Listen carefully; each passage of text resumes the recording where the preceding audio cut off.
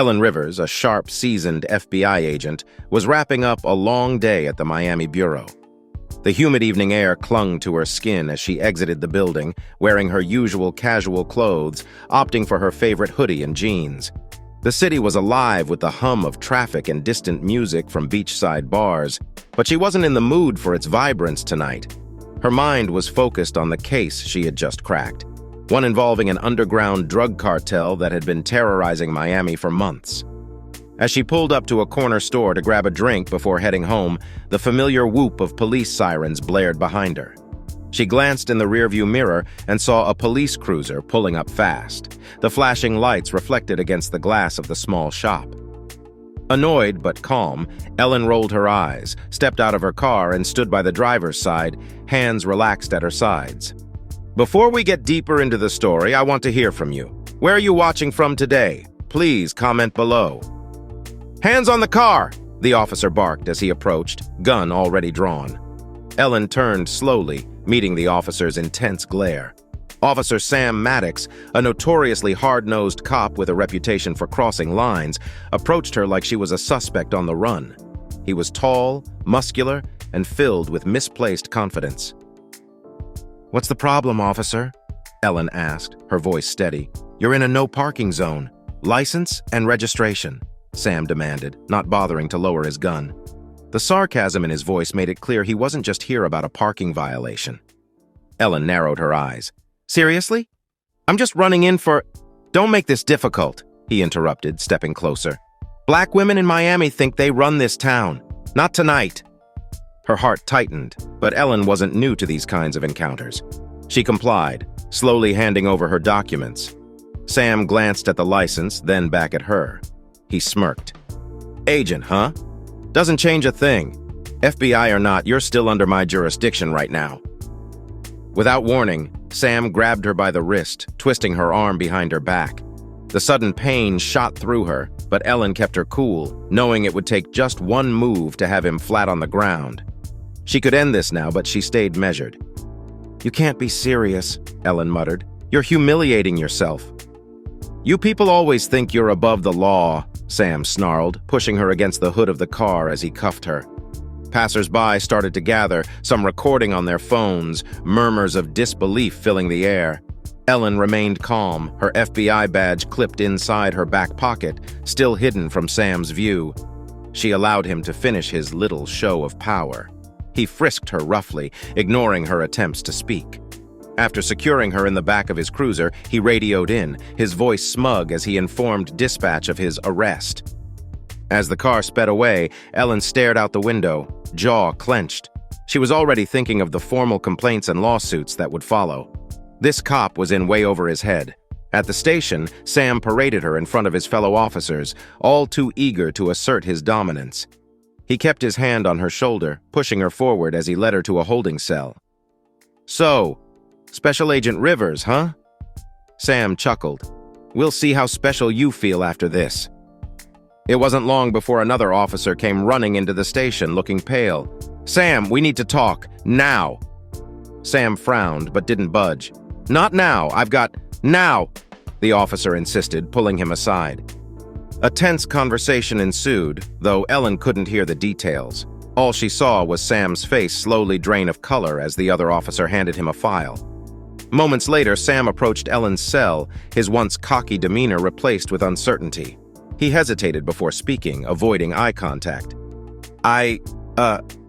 There's been a mistake." Ellen raised an eyebrow, her voice dripping with controlled fury. "A mistake? Really? Enlighten me, Sam." He fumbled with the keys, unlocking the cell. "I didn't know who you were." "You didn't care who I was," Ellen corrected, stepping out of the cell, towering over him despite being shorter. "You saw a black woman and assumed you had all the power." Sam's hands shook slightly as he tried to apologize. "Listen, Don't," Ellen said, cutting him off sharply. "You humiliated me because you thought you could. You thought my skin color made me less than you. And now you're standing there realizing just how badly you screwed up." As she spoke, the Miami Police Department's chief entered, his face tight with frustration. "Agent Rivers, I'm so sorry about this. There's no excuse." Sam's fate was sealed. Ellen had all the power now, but instead of taking revenge in a way he expected, she leaned in, her voice calm but lethal. "Sam, what do you think the FBI does when one of their own is falsely arrested and humiliated? When a federal agent working on a high-profile case is derailed by a racist cop? Do you know the kind of spotlight that puts on you?" Sam's mouth opened, but no words came out. "You've not only lost your badge today, Sam," Ellen continued. "You've buried your career. I'll make sure every department knows exactly who you are." Before he could respond, Ellen turned on her heel and left the station, the tension in the air thick enough to cut through. Sam was left standing there, drowning in the consequences of his own actions. The next morning, Ellen's story hit every major news outlet. The video of the arrest had gone viral, but now the headline wasn't about a cop catching a criminal. It was about a corrupt officer getting hit with karma in front of the entire country. Sam's badge was gone, his reputation shattered, and Ellen? She kept rising, unbothered by the wreckage left in her wake. As Ellen stepped out of the Miami police station, the cool night air greeted her with a surprising calmness. Despite the storm of emotions brewing inside her, she felt victorious, in control. The humiliation Sam had inflicted was already unraveling in the public eye, and she knew the fallout for him was only just beginning. The next day, the headlines were everywhere. Miami cop arrests FBI agent in shocking display of racial profiling. FBI agent humiliated by Miami officer, justice is coming. The story spread like wildfire, with footage from bystanders and dashcam recordings exposing the entire incident. Social media exploded with outrage. Ellen, usually a private person, had become an unwilling face of systemic injustice, but this time it was different. This time she was not just another victim. She was a force that was ready to dismantle the system from within. Back at the FBI, Ellen sat at her desk, scrolling through emails. Her superiors had offered their apologies, knowing the gravity of the situation. The Miami Police Department was under scrutiny, and internal investigations had already begun. Ellen had all the leverage she needed. But her instincts told her this went deeper than just a bad cop. Sam Maddox wasn't the only one in the Miami PD with such twisted views. Her phone buzzed, another message from the assistant director. The department wanted her to head the internal investigation into systemic misconduct in the Miami PD. Ellen had always prided herself on her ability to stay objective, but this time it was personal. She agreed. Later that afternoon, she met with her new team, comprised of seasoned agents and lawyers, all determined to tear down the corrupt walls of the Miami police force. As the investigation took shape, they dug into Sam Maddox's history. What they found was disturbing but not surprising. Multiple complaints of excessive force, most of them from minority citizens buried by the department. Internal emails showed his ties to a small faction within the department known for their hard-hitting tactics, often protected by high-ranking officers who ensured they faced no consequences. There were whispers of bribes, cover-ups, and connections to Miami's seediest corners of power. Ellen had seen enough. Weeks later, Sam sat in his cramped apartment, disheveled and broken. His badge was gone, and his future in law enforcement had vanished. The news coverage had turned his name into poison. Everywhere he went, people recognized him. Some spat on the ground in disgust, others looked at him with pity. The hate mail came in daily, and his former colleagues avoided him like the plague. His wife had left, taking their kids, and even his attorney hinted at dropping him after seeing the mounting evidence against him. He scrolled through his phone, hoping for some distraction, when a knock came at his door. Sam opened it to see Ellen standing there, her expression unreadable. His heart sank. He hadn't expected this. "What the hell do you want?" he spat. Ellen didn't flinch. "I'm here to see what kind of man you really are, Sam. You've already ruined my life. Isn't that enough?" he growled. Ellen stepped inside without asking for permission, her eyes scanning his rundown apartment. "This isn't about your life, Sam. It's about the lives you've ruined, the people you've hurt, humiliated, and discarded." Sam slammed the door behind her. "What do you want, an apology? You already got me fired. My life is over because of you." Ellen turned to face him, her gaze steady. "This was never about me. You thought you could treat people like trash, and when the spotlight turned on you, suddenly you're the victim? You're not sorry for what you did. You're sorry you got caught." Sam clenched his fists, but he stayed silent. I've seen your records, all the complaints, the brutality, the lives you wrecked just because you could. You never thought you'd face the consequences. But now, you're just a stepping stone in something much bigger." Sam's face twisted in anger, but he kept his distance. "You think you're some kind of hero, don't you? That you're changing the world?" Ellen's lips curled into a cold smile. "Not the world, just the parts of it people like you think they own." She turned to leave, but before she stepped out, she paused at the door. "You should know that the investigation is expanding. We're digging into every officer in that precinct, everyone you covered for, and everyone who covered for you. This isn't just about you anymore, it's about your entire network." Sam's breath hitched, his eyes widening in panic. You can't do that." "Oh, but we already have," Ellen replied calmly. "I'm offering you a deal, Sam. You help us bring down the rest of them, and maybe, just maybe, you'll get to walk out of this without losing everything." His face paled, the weight of her words crushing him. He knew the men in his department, the things they were capable of if they thought he'd turned on them. But if he didn't cooperate, his name would be tied to all of it. The bribes, the beatings, the drugs that had gone missing from evidence lockers. There'd be no coming back from that. "And if I don't?" he asked, his voice barely a whisper. Ellen leaned in slightly, her voice soft but menacing. "Then your worst days are still ahead of you. We'll expose everything. And when the dust settles, the only thing people will remember about Sam Maddox is that he was just another dirty cop who finally got what was coming to him." She left him standing there, the door clicking shut behind her. A month later, Ellen stood at the podium, facing a room full of reporters. Behind her, a banner reading "Justice Department Task Force" hung prominently, and beside her were other officials, nodding as she delivered her speech. The investigation had expanded, uncovering a ring of corruption that stretched far beyond the Miami PD. Several high-ranking officers were arrested and dozens of cases were reopened, but Ellen wasn't finished.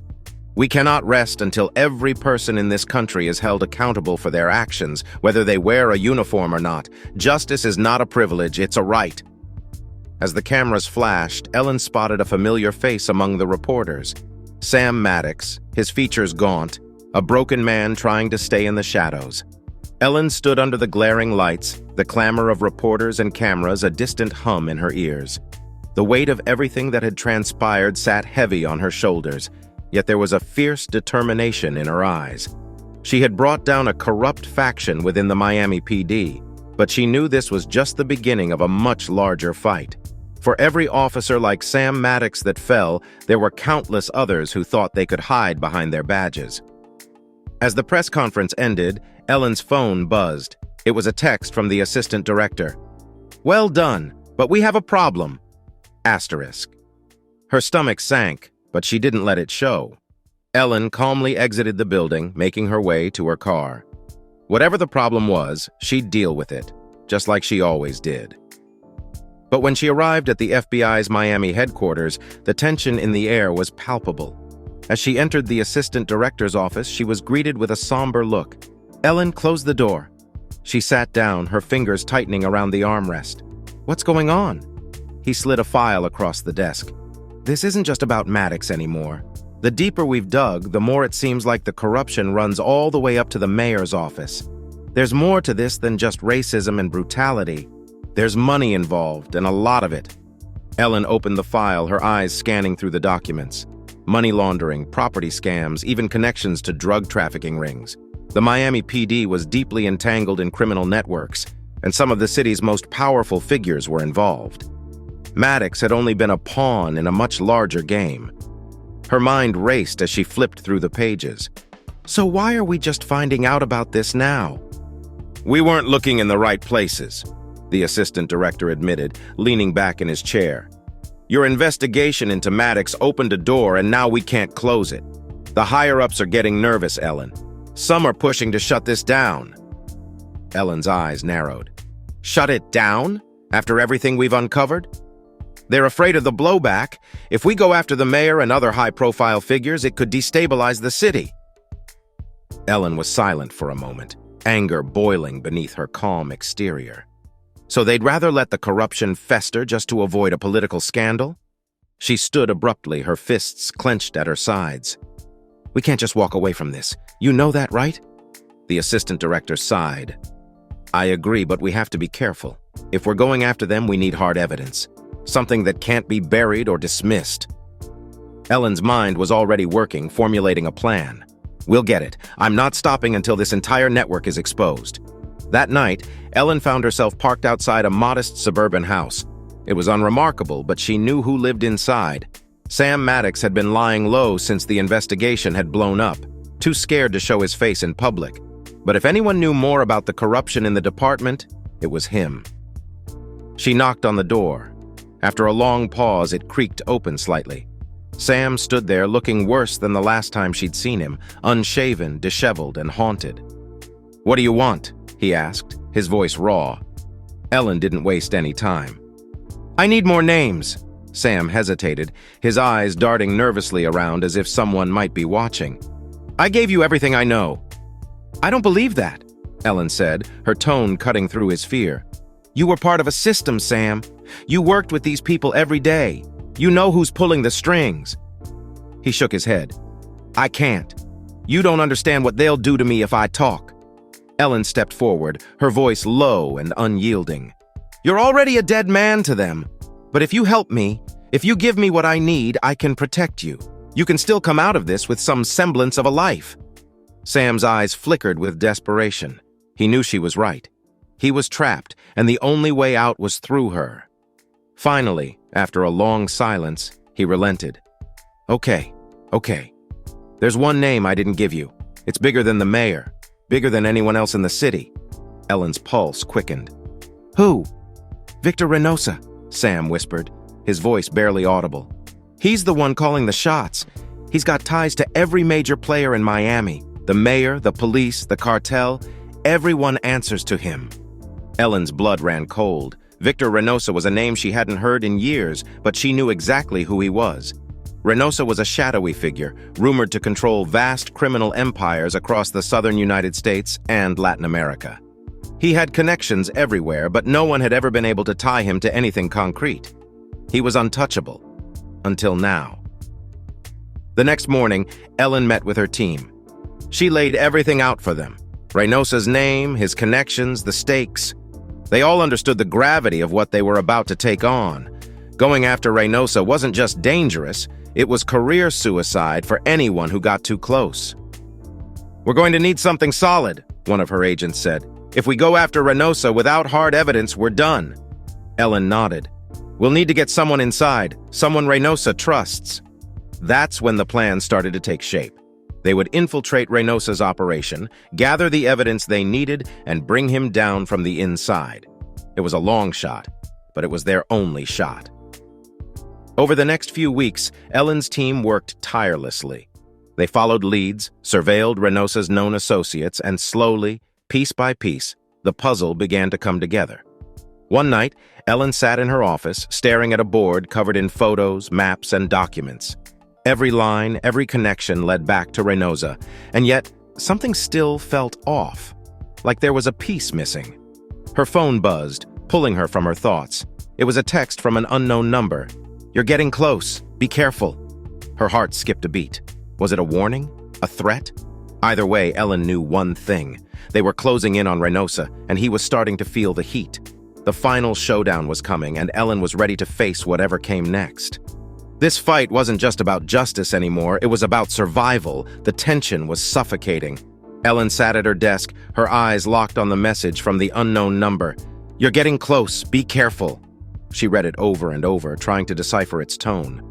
Was it a warning from someone inside Reynosa's organization, or was it a threat from Reynosa himself, letting her know he was watching? Either way, it didn't matter. Ellen was committed now. She had spent weeks gathering evidence, building her case, and exposing the darkest corners of Miami's corruption. Backing down was not an option. Her phone rang, pulling her out of her thoughts. It was Agent Carter, the field lead on her team. We've got something, Carter said, his voice tense. Reynosa's lieutenant is meeting with one of the mayor's aides tonight. Our wiretap picked up a location, an old dockyard outside the city. Ellen's pulse quickened. This could be the break they needed. If they could catch Reynosa's people meeting with local officials, they'd have undeniable proof of the corruption that connected Miami's power brokers to Reynosa's criminal empire. "Get the team together," Ellen ordered. "We're going in." The dockyard was a shadowy labyrinth of shipping containers and rusting machinery, hidden from the city's gleaming skyline. Ellen and her team arrived just before midnight, setting up surveillance around the perimeter. They were careful, methodical, no room for mistakes tonight. Through her earpiece, Ellen listened to the quiet chatter of her agents. Everyone was in position. The night was eerily still, the only sounds the distant crash of waves against the docks. Suddenly, headlights cut through the darkness. A black SUV pulled up near one of the larger containers. Two men stepped out. One of them Ellen recognized from their files as Reynosa's top lieutenant, Arturo Silva. The other was an aide to the mayor, a man who had been publicly clean but was rumored to be deeply embedded in Reynosa's network. Ellen's heart raced as she watched through her binoculars. Silva and the aide exchanged a brief handshake, then began speaking in hushed tones. One of her agents, equipped with a parabolic mic, captured fragments of the conversation. "Everything is set for the shipment. Mayor's office will clear the paperwork." It was exactly what they needed. "Hold," Ellen whispered into her mic. "We need more. Wait until they make the exchange." But something was wrong. Ellen's instincts screamed at her. It felt too easy, too perfect. The way they had gotten the wiretap information, the timing of this meeting, it was like they had been led here. Before she could finish the thought, gunfire erupted from the far side of the dockyard. The sharp crack of automatic weapons echoed through the air, and Ellen's team scattered for cover. She hit the ground, her heart pounding. "They knew we were coming!" Carter shouted through the comms. "We've got to pull back!" Ellen's mind raced. They were trapped. This wasn't just a meeting, it was an ambush. Reynosa had set them up, and now his men were closing in from all sides. Through the chaos, Ellen spotted a figure moving in the shadows. Arturo Silva. He wasn't running. He was walking toward the SUVs, calm, as if he had already won. "Ellen, we have to move!" Carter's voice crackled in her ear, but Ellen didn't respond. Her eyes were locked on Silva. This was her one chance to take him down. If she let him go now, the whole operation would collapse. With a deep breath, she sprinted toward the SUV, using the cover of the containers to avoid the gunfire. Her legs burned, her lungs screamed for air, but she didn't stop. As Silva reached for the SUV's door, Ellen launched herself forward, tackling him to the ground. The impact knocked the wind out of both of them. Silva rolled over, reaching for the gun tucked into his waistband, but Ellen was faster. She drew her own weapon and pressed it against his temple. "Don't move!" she hissed. Silva froze, his eyes wide with shock. "You think this changes anything?" he sneered. "You have no idea what you're up against." "I know enough," Ellen said coldly.